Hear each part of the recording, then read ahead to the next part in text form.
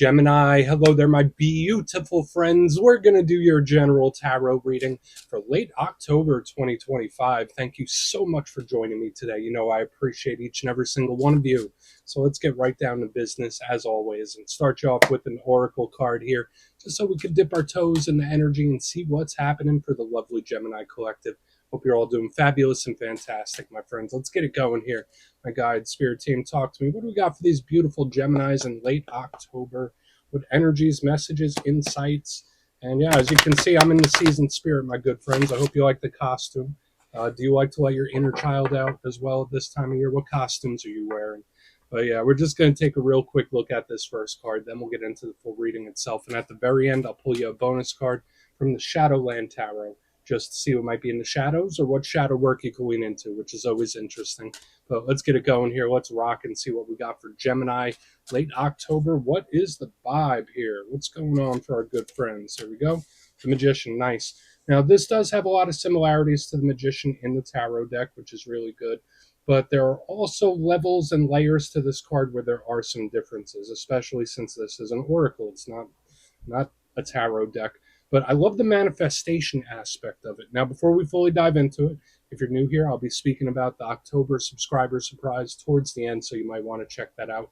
And also, if you could kindly illuminate that like button by tapping it right on its third eye, you know, I'd greatly appreciate it. But enough of the promo, back into the reading. Let's talk more about this Magician. So as you can see, we have this sharp-dressed individual doing all sorts of magic tricks, right? They're manifesting that dove out of nowhere. They got the ring trick, and they're doing all sorts of entertainment. So for some Geminis, this could be good. For some of you, it feels like leisure activity, entertaining yourself. If you haven't been having much fun lately, maybe Spirit wants you to enjoy yourself, do something you like doing. But this, to me, is a card of creation, manifesting, and control. Now, in the positive sense, it tells me that your powers to create or shift something are heightened. In the rougher sense, sometimes it represents situations that are kind of out of our hands, or at least feel that way when this card is here. It really depends on your awareness. But where this card differs from the one in the tarot deck to me is illusion. This person is doing sleight of hand, where they're like, hey, look at this hand, while the other hand is doing something different. So again, I'm not saying that there's an illusion in whatever situations you're going through, but it could also be Spirit saying, like, all right, keep a close eye on how someone's moving. That could be a big thing with this card. But aside from that, there's some really good stuff with it, especially about enjoying yourself and creating. So we're going to let him chill there. He can keep doing his magic show. Let's get into tarot. And yeah, I always say that first card, it doesn't make or break the reading. It's just a little footnote. So let's get you 3 tarot cards in the upright. Then we'll get into that intuitive juiciness. Let's shuffle it up one time here for Gemini. What do we got? And while we get this deck shuffled up and ready to go, let's talk about last week's reading. It was centered around communication. It was titled An Explosive Talk. Now, to me, that manifests in a few different ways. Whether it's a talk that just comes in hot and heavy, it could be a conversation that intensifies very quickly. There's an unpredictability to it. So just know that even over the next up and coming weeks, that could linger in the energy a little bit. Where either people are either getting hot real quick or they're just popping in out of the blue. But we're going to see what shows up this week. As you know, energy is very fluid, never set in stone. So we're going to take this how it hits for you, because we can be seeing your vibe or somebody else, right? Let's get it going. 3 cards for Gemini, please, in late October. What do we got for our good friends in late October? Thank you. Okay. It's very guarded. Very guarded with the 9 of Wands. And then we have like the energy of history showing up now as well. Okay. I mean, this could be 2 totally different things. 9 of Wands, 6 of Cups. Let's get one more.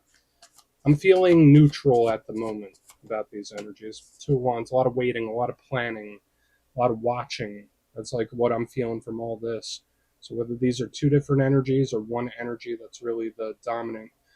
Let's go through. I'll give you some of the classical meanings and archetypes, then we'll get into that juicy intuitive stuff. But at first glance, I always like to look at the elements, because it tells us how things are moving and how they could play. And similar to last week, there's a lot of fire here. So we have the 9 of Wands, the 2 of Wands. These are both fire element. Now, fire to me is the realm of passion, drive, desire, energy levels, vitality. And usually it's good for getting stuff done. It's an energy that moves things forward. So I do like the action aspect of it, which could be really good. But similar to last week, the thing that I'm not a huge fan of with fire energy sometimes is the unpredictable aspect, the volatility, the explosiveness. So the fact that this is here is like, okay, there's still something that could be up in the air or it could go one way or another. We're just going to have to see as we move forward through the reading. Let me fix my antennae. Now, in the center, we do have the water energy. With the Six of Cups, water is the realm of feelings and emotions. It could be creativity, how you express yourself, your inner world, which could be really nice. But water is also very up and down. It could feel one way one second, another way another. And it also ties into personal relationships, friendships, or otherwise. So it's like we have action, then we have connections. There's a lot of stuff happening here. Let's go through this piece by piece and really start to build it out. Position number one, we start with the Nine of Wands. That card is classically, or a lot of people give it the nickname, the Wounded Warrior. And we see this individual, they built a little wall there, they got the bandage on the head, and it looks like they're standing guard. Now, in the positive sense, it's a very protective energy that's on the watch. So for some of you, maybe it's just something you care deeply for and you're very protective of it and you're keeping a close eye on it. I like that aspect to this card. It's really good. It's like, yeah, I'm watching my back. Nothing's going to get by me. There is this observational type of energy to it. I'm getting the same off the back here. Now, the rough side of the Nine of Wands, it could represent, putting a wall up, so issues with communication. It could represent problems, situations where it's like, oh, now I got to get through this one. It's a barrier to entry, so to speak. Another thing with this card, in its roughest sense, it can represent rejecting something. So whether it's a conversation, a habit, a thought process, when I see the Nine of Wands, it's like, boop, I'm putting the wall up here. So we'll want to look into this much further. But it can be really great for just, being safe and cautious. That's the one thing I really do like about this card. Now, as we get this guy tucked back in by the amethyst, we move to the center, which is the Six of Cups, a much softer, kinder type of energy. And you see the image there, it's the two children sharing a cup with each other. So obviously, this card could represent soul bonds, soul ties, people we care very deeply for. Um, a big thing with this card, aside from the whole soul tie aspect, it can represent to me memories. So for some Geminis, maybe you're taking some trips down memory lane. This is a huge card that links to the past. So whether it's a long history you've had with someone, sometimes it could be history repeating. This card often shows up when things return as well. So there's a lot of little aspects to this card. Now, the rougher side of the Six of Cups, bad memories, rough history. Um, we're not going to delve too much into that just yet because we want to see what's around it. But when I see the Nine of Wands and the Two of Wands and the Six of Cups, it's like, okay, this could potentially be someone that learned a thing or two, where it's like, okay, I've been through something similar before. I know what to expect or I know how to handle it. So I find this mixture of energies very intriguing so far. Now, as we get this back in the middle where it should be, we move to the back end of the spread. We have the Two of Wands. And you see that individual, it looks like they're standing at the beginning of a road. There's one path that goes this way, another path that goes that way. This is a card that can represent choices or being at a crossroads, literally or metaphorically. It depends. Now, there's other aspects to this card that I do like. I like the future focus. So this one is the past. This card is the future. So maybe we do have a past, present, future thing going here. To me, this is a huge card of planning and strategy. So when we have the observation here, this person looking at the globe, there's a lot of watching, there's a lot of planning happening in the energy. So whether that's coming from you or elsewhere, that could really be in the mix. Now, for some of you, that might just be advice from Spirit. Maybe Spirit's like, hey, Gemini, why don't you put your focus to what's coming, or you put your focus to what's still yet to come, because the past is the past, and I'm not going to give you a whole bunch of cliches about it.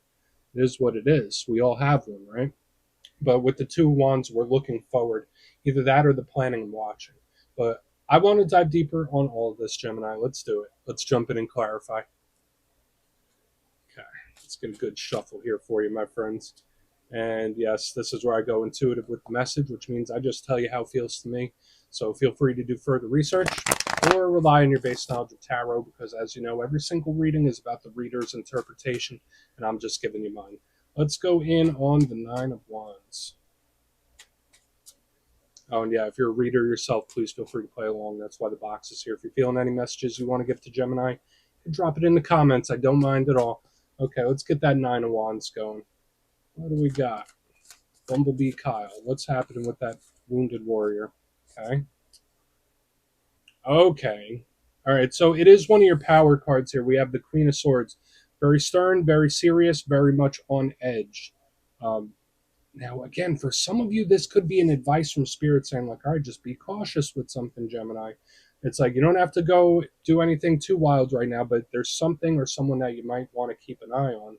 But at the same time, it's an energy that might be keeping an eye on you. So this could be various things, whether work or otherwise. Either that or it's very much a proceed with caution type of energy that I'm picking up here. Now, the Queen of Swords is very much no nonsense. Remember, it's not gender specific. It is one of your power cards. She's extremely intelligent. She's extremely strategic, like we saw here. So there's this energy of analyze, then plan, and a cautious approach to something. So Spirit either might want you to take your time or just keep a very close eye on something. That's like the vibe I'm picking up here with the Queen of Swords. Because remember, she's not playing around. Like this is an energy that's stern, serious, straightforward, and to the point. But if you try to push on this Nine of Wands, if you try to push on that boundary too much, she could get a little saucy, right? She could get a little sharp with the tongue. So there's also something here about boundaries. Let's just keep going. I don't think we need to overanalyze it. It is what it is. But there could be planning and watching going on. It's all over the place.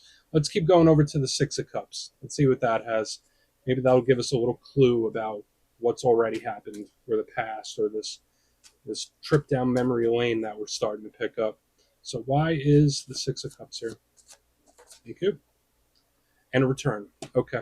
So it usually comes in phases for different zodiac signs. We got the World in reverse under the Six of Cups, and this could be one of two things for me when it reads this way. It's very like straightforward and to the point, very similar to this Queen of Swords. Now, the World represents the close of a cycle and a chapter that is past. And when I see it in reverse under the Six of Cups, these are both cards that could represent returns. I've been seeing it sprinkled through the zodiac in recent weeks. Not sure if you've had it recently, but now to me it feels like the door can be open to something returning in a big way. So whether it's a person or a situation, it's like the door is open and energy could loop back in. Now it's up to you if you want that to happen or not, right? Like that's the big question. And I know everyone's situation is different. If it is not that, the energy that seems to be returning, it seems to be an energy that just won't go, where it is something that may have happened a while ago, but you still feel some type of way about it. Or maybe something that you still think about from time to time, whether it's something that's recently happened or years in the past. When I see the Six of Cups and the wheel in reverse, it's like, yeah, well, maybe in the view of a timeline, it's something that's already happened, but to me, it still feels fresh, if that makes sense. So those are the two big vibes I'm getting here in the center. Either something's going to bounce back around, whether a situation you're familiar with, maybe you've already seen it, or it could be anything really, where there's just something that's happened where the energy just feels like it happened yesterday. That's like the vibe I'm picking up here. It's like still feels fresh. So whether that's good, bad, or indifferent, let's keep moving. We're going to see what's up with that Two of Wands, then we'll do a quick recap before we get into the shadow. Yeah, the door is open for things to bounce back around, but it's up to you if you want to keep that door open, right?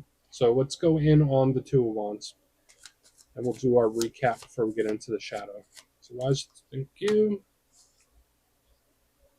It's just really important to be very slow in everything in this time. And listen, my placements, I have a lot of action oriented things in my natal chart. So I'm all about the action, the go, go, go. You want it, make it happen. To me, when I see the Two of Wands with the Four of Cups, it's like, no, you need to be strategic about this, or you need to be very strategic about something, like one foot after another. There shouldn't be much that you are winging it with in this time. So again, whether it's work or otherwise, and I'm a big believer in intuition. I'm a big believer in taking action when we want certain results. But sometimes the best action is no action. And that's kind of what I'm picking up on these extreme ends where where it's like, just let it play out. There could be something where it's you just let it play out how it needs to play out, especially with the Four of Cups. But aside from that message, when I have the strategy there and the thinking, this is somebody putting a lot of thought into a plan or strategy. So whether that's you, whether it's somebody else, it's like, no, this isn't a mistake. This isn't by accident. This isn't random. This is someone that's putting a lot of thought into something before they do it. Okay, so you take that for what it's worth and whatever your situation is. So we have a lot of similar themes showing up here this week, Gemini, and I'm not getting bad feelings off of it. I get a lot of revisiting though, and caution. That's the thing.